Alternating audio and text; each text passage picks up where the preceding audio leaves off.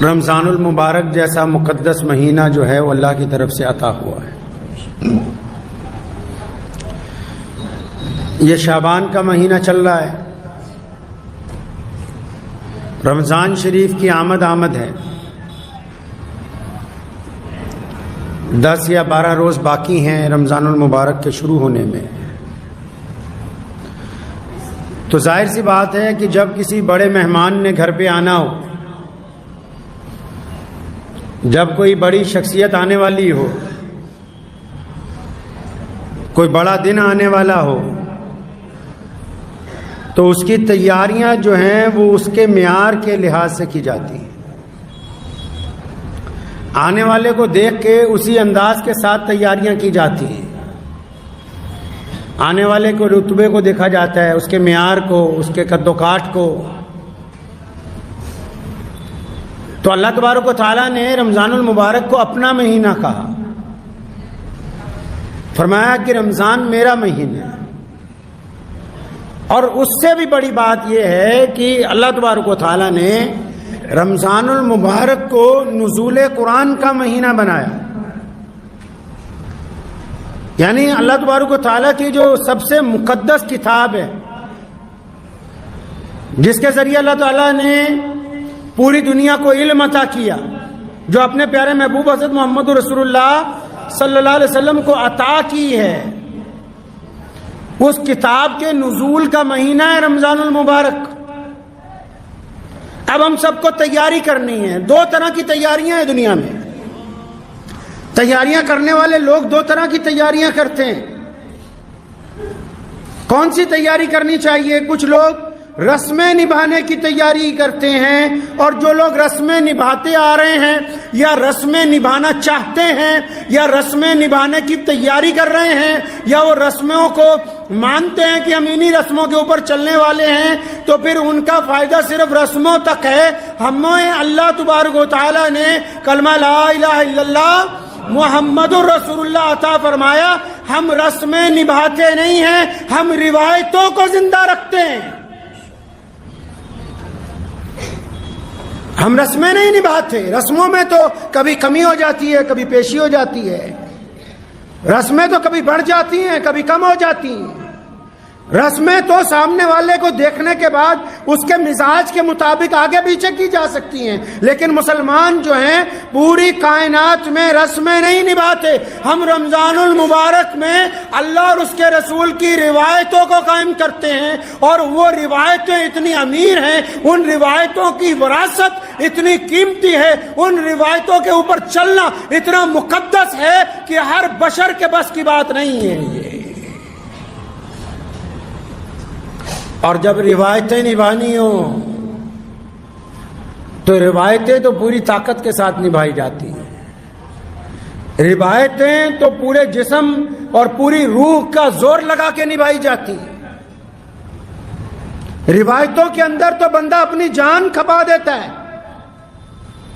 تب کہیں جا کے روایتیں عمل درآمد ہوتی ہیں۔ محمد الرسول اللہ صلی اللہ علیہ وسلم کا رمضان کیسا تھا اور ہم کس رمضان کی تیاری کر رہے ہیں، اگر ہماری روایتیں ان سے میل کھائیں گی تو پھر تو ہم بھی رمضان کی تیاری میں ہیں۔ اور اگر پھر صرف رسم دنیا ہے، اگر صرف رنگ و روغن ہے، اگر صرف نئے کپڑے ہیں، اور اگر صرف گھروں میں صفائی ہے، اور اگر صرف بہترین کھانوں کا انتظام ہے، اگر صرف برتن ہی خریدے جا رہے ہیں، تو پھر یہ رسمیں ہیں، یہ رسمیں ان کو مبارک ہو جو نبھا رہے ہیں۔ ان رسموں کا اللہ اور اس کے رسول کے ساتھ کوئی تعلق نہیں ہے۔ رمضان روایتوں کی بات کرتا ہے، اور بڑی امیر روایتوں کی بات کرتا ہے۔ رمضان ایسی روایتوں کی بات کرتا ہے جو دنیا کے لیے مثال بنتی۔ رمضان ایسی روایتوں کی بات کرتا ہے جو دنیا کے لیے روشنی کا مینار بنتی۔ اور رمضان کیوں نہ کرے ایسی روایتوں کی بات کہ اللہ تبارک و تعالیٰ کی مقدس کتاب جس کو ہم قرآن پاک کہتے ہیں وہ اس رمضان میں نازل ہوئی ہے۔ جب ہم قرآن کی بات کرتے ہیں تو ایسا لگتا ہے کہ ایک روشنی کا مینار نظر آ رہا ہے جو ہمیں راستہ دکھا رہا ہے، لیکن اس کے ساتھ ساتھ ان ٹھیکیداروں کو دوبارہ یاد کرواتا چلوں جو دنیا میں اب نام نہاد ٹھیکیدار بن گئے اسلام کے، جو اگر قرآن پاک کو اگر کوئی غیر مسلم کچھ کہہ دے یا کر دے تو پھر شور مچاتے ہیں، اور رمضان المبارک سے پہلے ہی 3 دن کی تراویاں، 1 دن کی تراویح، 2 دن کی تراویح، حافظ ریل کی تلاش کرنے کے لیے تیار ہیں۔ جو اسلام کی روایتوں کو اپنی دولت کے بل پر کہ ہم تو مسجد تک چل کے جا نہیں سکتے، ہم تو اپنے گھر میں امام بلا کے یہیں پر تراویاں کرواتے رہیں گے، کرواؤ پھر اپنے گھر کے اندر تراویاں۔ اللہ تبارک و تعالیٰ کو ایسے لوگوں سے کچھ لینا دینا نہیں جو جان بوجھ کے اسلام کی جمعیت کو، اسلام کے اتفاق کو، مساجد کی رونقوں کو کم کرنا چاہتے ہوں۔ یہ اللہ تبارک و تعالیٰ کی رضا نہیں حاصل کر رہے، یہ قرآن پاک کی بیعت بھی کرنے کی کوشش کرتے ہیں۔ 3 دن میں قرآن سننا ہے، اچھا جی باقی کے 26 دن کہاں جانا ہے آپ نے؟ نبی علیہ الصلوۃ والسلام نے تو کہا کہ سارے رمضان میں تراویح کے اندر اللہ کا قرآن پڑھو، پورے رمضان میں اللہ تبارک و تعالیٰ کی قرآن کی تلاوت ہونی چاہیے، نمازوں میں قرآن ہونا چاہیے، وطروں میں قرآن ہونا چاہیے، چلتے پھرتے تلاوت ہونی چاہیے، مسجدیں قرآن کے ساتھ سجا دی جائیں، 24 گھنٹے قرآن پڑھنے والوں کی آوازیں آئیں، اور اس مصلی پر ان رسموں والوں کی اللہ کے نزدیک کوئی قدر و قیمت نہیں ہے۔ تم اپنی دولت کے بل پر اسلام کے اندر گنڈا گردی کرنا چاہتے ہو، تم رئیس بن گئے ہو اس لیے تم چاہتے ہو کہ ہماری کوٹھی پر تراویاں ہو جائیں، زیادہ دولت کا غرور آ گیا ہے کہ شاید پیسے کے بل پر ہم جو کریں گے اپنے گھر میں ہی جمعہ کروا لیں۔ جن جگہ مساجد کی کمی ہے وہاں کئی جمعے اب بھی ہوتے ہیں، لیکن کچھ علاقوں میں، کچھ نئے شہروں میں جہاں انڈسٹری آئی تو کئی ترم خاؤں نے کہا جی ہم تو اپنے گھر میں ہی جمعہ کروا لیں گے، تو بس پھر وہ تمہارا ہی ہوا، جو پڑھنے والے ان کا نہیں ہوا ہے۔ مفتی کو دھوکہ دے سکتے ہو، اللہ کو دھوکہ نہیں دے سکتے۔ اپنی طرح کا مسئلہ لکھ کے، اپنی طرح کے سوال لکھ کے، اپنی مرضی کے سوال جوڑ توڑ کے، اپنا الو سیدھا کرنے کے لیے کسی دارالافتاء والوں کو تو نعوذ باللہ کہیں نہ کہیں کمی بیشی کر کے گمراہ کر سکتے ہو، لیکن وہ رب جو دلوں کا حال جانتا ہے، جس رب کے کریم رسول نے کہا اور جس حدیث کو پہلی حدیث کا درجہ دیا، جس حدیث کو امام بخاری نے سب سے پہلے لکھا، جس میں رسول اللہ نے کہا او کما قال النبی علیہ الصلوۃ والسلام انما الاعمال بالنیات، فرمایا تمہارے اعمال کا دار و مدار نیت پر ہے۔ اگر نیت صرف اپنی شہرت ہے، اگر نیت صرف اپنی انا ہے، اگر نیت صرف دوسروں کی بے عزتی ہے، اگر نیت صرف اجتماعیت کو توڑنا ہے، اگر نیت صرف اپنی دیر اینٹ کی مسجد بنانا ہے، تو تمہاری قسمت میں صرف وہی لکھا ہے، اللہ کی رضامندی تمہارے ساتھ نہیں آنے والی ہے۔ اسی پہ ٹکے رہو۔ پھر جھوٹا قرآن کا نام لینے سے قرآن کا داعی نہیں کوئی بن سکتا۔ اپنی مرضی سے اسلام کو چلانا چاہتے ہیں کہ رمضان میں جب ہمارا دل کرے گا ہم ویسے تراویح کرا لیں گے، اپنا لب و لہجہ، دستور محمد الرسول اللہ کا ہے، دین محمد الرسول اللہ کا ہے، قاعدہ محمد الرسول اللہ کا ہے، عمل محمد الرسول اللہ کا ہے، اور یہ قرآن محمد الرسول اللہ کا ہے۔ کوئی کتنے سے کتنا بڑا مائی کا لال کیوں نہ آ جائے، رسول اللہ کے طریقے کو تبدیل نہیں کر سکتا ہے۔ تو جن کو اور بھی شوق ہے لدھیانہ جیسے شہر میں یا کئی انڈسٹریل شہر ہیں کہ نہیں جی ہم تو قریب میں ہی سن لیں گے، حضرت عبداللہ ابن مختوم رضی اللہ تعالیٰ عنہ نابینا صحابی، آنکھوں سے نظر نہیں آتا، مسجد نبی صلی اللہ علیہ وسلم تک آتے ہیں، ٹھوکر لگتی ہے، گر جاتے ہیں۔ ایک دن کہا یا رسول اللہ اگر آپ کہیں میں گھر پہ نماز پڑھ لیا کروں، مجبوری ہے، پریشانی ہے، اور مجبور کے لیے تو حکم بھی ہے۔ تو اللہ کے نبی نے کہا بالکل ٹھیک ہے، مجبوری ہے بڑی، ابھی باہر بھی نہیں نکلے، جبریل آ گئے، فرمایا یا رسول اللہ کہتے ہیں آپ نے ان کو کیوں گھر پہ کہہ دیا نماز پڑھنے کے لیے؟ ایسے ہی لوگوں کی وجہ سے تو دوسروں کی بھی نماز قبول ہوتی ہے۔ یہ نزول قرآن کا مہینہ اس لیے ہے کہ اس مہینے میں قرآن کو پڑھا جائے، اس مہینے میں قرآن کو سمجھا جائے، اس مہینے میں قرآن پہ عمل کیا جائے، اس مہینے میں قرآن کی روح کو سمجھا جائے، اس مہینے میں قرآن کے کہنے پر چلا جائے۔ اور اگر صرف پڑھ کے صرف 10 دن میں 5 دن میں فارغ ہو کے بھاگنا ہی ہے تو یہ کوئی بندہ اس کو قرآن کا داعی نہیں بن سکتا ہے۔ کیا کہا قرآن نے؟ قرآن نے کیا کہا؟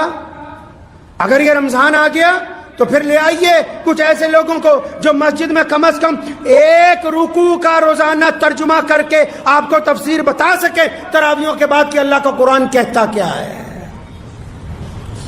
اللہ کا قرآن بار بار کہتا ہے کہ جس اولاد پر، مال پر، اس مال پر جس کے ختم ہو جانے کا تمہیں خطرہ ہے، تم اس کو لے کے رب کو چھوڑتے ہو۔ اللہ کے قرآن نے کہا عورتوں کو کہ اپنا چہرہ ڈھانپ لو، لیکن اس سے پہلے مردوں کو کہا کہ اپنی نگاہوں کو نیچے کر لو۔ اللہ نے قرآن میں کہا نمازیوں کو کہ یتیم کی عزت نہیں کرتے، خراب ہیں ایسی نمازیں جو یتیم کا احترام نہیں کرتا۔ اللہ قرآن میں بار بار فرماتے ہیں کہ چگلی مت کرنا، کسی کے عیب مت تلاش کرو۔ قرآن میں بار بار اللہ تبارک و تعالیٰ کہتے ہیں کہ جاؤ غریبوں کی مدد کرو، مسکینوں کی مدد کرو، ضرورت مندوں کی مدد کرو۔ قرآن میں بار بار کہا گیا کہ جھوٹ کے قریب مت جاؤ، زنا کے قریب مت جاؤ۔ اب اگر قرآن پڑھیں گے ترجمے کے ساتھ تبھی پتا ہوگا کہ قرآن کہتا کیا ہے۔ میاں صاحب 500 روپے کسی کو دے کے ابا کے لیے دعا کرا کے مسئلہ ہونے والا ہے نہیں۔ دل کو سمجھانے کو غالب یہ خیال اچھا ہے کہ ہم نے 10 بچے گھر بلا کے قرآن پڑھوا لیا ہے، یہ خیال اچھا ہے آپ کے نزدیک کہ ہاں ہم مسجد میں گئے تھے، مولانا صاحب کو رسید کٹوا کے آ گئے اور شاید اب ہماری مغفرت ہونے والی ہے۔ وہ الگ بات ہے جو آپ نے اللہ اور اس کے رسول کے نام پر دیا، وہ ایک الگ معاملہ ہے اجر و ثواب کا، لیکن جو اپنا کردار خراب ہے اس کو کون ٹھیک کرے گا بھائی؟ رمضان کس تیاری کی بات کرتا ہے؟ ہم کون سی روایتوں کی بات کرتے ہیں؟ روایتیں یہ ہیں کہ روزے دار روزوں سے پہلے اس بات کی تیاری کر لے کہ اس بار ایک بھی روزہ قضا نہیں ہوگا۔ روزے دار اس بات کی تیاری کر لے کہ اپنے رب کے علاوہ کسی اور کے آگے ہاتھ نہیں پھیلایا جائے گا۔ روزے دار اس بات کی تیاری کر لے کہ یہ آنکھیں کسی کی طرف گندی نگاہ سے اب نہیں اٹھیں گی۔ روزے دار اب اس بات کی تیاری کر لے کہ جن کا میں نے حق مارا ہے ان کا پہلے حق ادا کر دوں گا، اس کے بعد رمضان المبارک کے روزے رکھوں گا۔ تیاری اس کو بولتے ہیں، روایتیں یہ ہیں۔ اور رمضان المبارک کی روایتیں تو اتنی رئیس ہیں، اتنی جامع ہیں کہ جب آپ رمضان المبارک میں نبی علیہ الصلوۃ والسلام کے واقعات پڑھیں گے، نبی علیہ السلام کی زندگی پڑھیں گے تو آپ کو اندازہ ہوگا بھی کتنی قیمتی شے اور کتنی مقدس چیز اللہ تبارک و تعالیٰ نے اپنے پیارے محبوب حضرت محمد رسول اللہ کے ذریعے آپ کو عطا فرما دی ہے۔ اکثر آپ نے ایک بات سنی ہوگی، کوئی گنہگار بندہ کوئی اچھا کام کرتا ہے نا تو لوگ کہتے ہیں 900 چوہے کھا کے بلی حج کو جا رہی ہے۔ سنی ہے کہاوت کہ 900 چوہے کھا کے بلی حج کو جا رہی ہے؟ تو جس نے بھی یہ کہاوت بنائی ان کو میں کہنا چاہتا ہوں کہ آپ کی بات بھی مان لی کہ 900 گناہ ہوئے ہیں، ان 900 گناہوں کے بعد باپ نے چھوڑ دیا، ان 900 گناہوں کے بعد ماں نے چھوڑ دیا، ان 900 گناہوں کے بعد بھائیوں نے چھوڑ دیا، ان 900 گناہوں کی وجہ سے دوستوں نے چھوڑ دیا، ان 900 گناہوں کی وجہ سے رشتہ داروں نے قطع تعلق کر لیا، اور ان 900 گناہوں کے بعد اگر وہ اللہ کی طرف نہ جائے تو پھر جائے کس طرف؟ 900 گناہ کرنے کے بعد بھی میرا رب کہتا ہے ما غرک بربک الکریم کہ آجا میرے بندے تو میری طرف پلٹ آ، میں تجھے معاف کرنے کے لیے تیار ہوں۔ نعرہ تکبیر، نعرہ تکبیر، ختم نبوت، ختم نبوت، نعرہ تکبیر۔ تو ذہن نشین کر لیجئے اس بات کو کہ ہم نے رسم نہیں نبھانی اس مرتبہ، ہم اپنے کردار سے روایتیں نبھائیں گے۔ ہم رمضان میں مظلوموں کی مدد کریں گے، ہم اپنے منہ میں لقمہ ڈالنے سے پہلے غریب کا خیال رکھیں گے، ہم وقت پر پابندی سے نماز پڑھیں گے، اور جو تجارت کرتے ہیں قرآن کی رمضان کے اندر اور جو مذاق اڑانا چاہتے ہیں، چاہے وہ کوئی متولی ہو، چاہے وہ کسی مسجد کا پردھان ہو، چاہے کسی بڑی سوسائٹی کا ذمہ دار ہو، چاہے وہ اپنے گھر کی چھت پہ تراویحیں کرانے والا ہو، ایسے جتنے غنڈے ہیں ان کے پیچھے نماز پڑھنا اور وہاں جا کے اپنے رمضان کی تراویحوں کو خراب کرنا، اس بات کو طے کر لیجئے کہ جو بھی قریب کی مسجد ہوگی وقت نکال کے اس مسجد کی زینت بنیں گے، تاکہ مسجد بھی کل کو کہہ سکے قیامت والے دن کہ عبد الرحمن رمضان کی تراویحیں میری زمین پر پڑھتا تھا۔ ہو سکتا ہے کہ بہت سارے لوگوں کو میری اس بات پہ اعتراض ہو کہ جی حافظ بہت زیادہ ہیں، اتنے حافظ کہاں جائیں گے؟ مسجدیں بھی کم نہیں ہیں، مسجدیں بھی کم نہیں ہیں۔ اور ہمت کیجئے، ایک میں 2 بار سن لیجئے، مسجدوں کی بھی تعداد کم نہیں ہے، اور اگر کم پڑ رہی ہیں تو اور بناؤ، اللہ کے گھر اور بناؤ تاکہ یہاں لوگ علم حاصل کریں، عبادت کریں، بچے تعلیم حاصل کریں، لوگوں کی طرف پیغام محبت بڑھتا ہوا جائے. لیکن یہ نہیں ہو سکتا کہ ہم دستور کو بدلنے کی کوشش کریں. دستور کو تبدیل نہیں کیا جا سکتا ہے. یہ اسلام کی یہی تو بات ہے. پوری دنیا میں اب تک جتنے دستور بنے، بڑی بڑی حکومتیں بنی، جو نئی حکومت آئی اس نے پچھلے والے کا دستور بدل دیا. جو نیا بندہ تخت پر بیٹھا اس نے پہلے والوں کا دستور بدل دیا. یہ محمد رسول اللہ کا دین ہے اور اس پر رسول اللہ نے مہر لگا دی. سونے محمد صلی اللہ علیہ وسلم نے مہر لگا دی، کمپلیٹ کر دیا، مکمل. اب کسی کی تعویلیں اس کو تبدیل نہیں کر سکتی. اور بلندی، سر بلندی ہے ہی ان لوگوں کے لیے جو اللہ اور اس کے رسول کی اطاعت کرتے ہیں. عزتیں انہی کے لیے ہیں جو اللہ اور اس کے رسول کا کہنا مانتے ہیں. تو تیار ہو جائیں، اس رمضان میں کریں گے انشاءاللہ، روایتوں پہ عمل کریں گے انشاءاللہ. رسمیں نہیں نبھانی ہم نے انشاءاللہ، ہم روایتیں نبھائیں گے. اور وہ روایتیں جو رسول اللہ صلی اللہ علیہ وسلم نے رمضان میں نبھائی ہیں، اس کے متعلق انشاءاللہ تعالی رمضان کے جمعوں میں آپ کے ساتھ ذکر ہوگا. دعا کیجیے اللہ تعالیٰ مجھے بھی اور آپ سب کو اس پہ عمل کی توفیق عطا فرمائے. وآخر دعوانا ان الحمدللہ رب العالمین.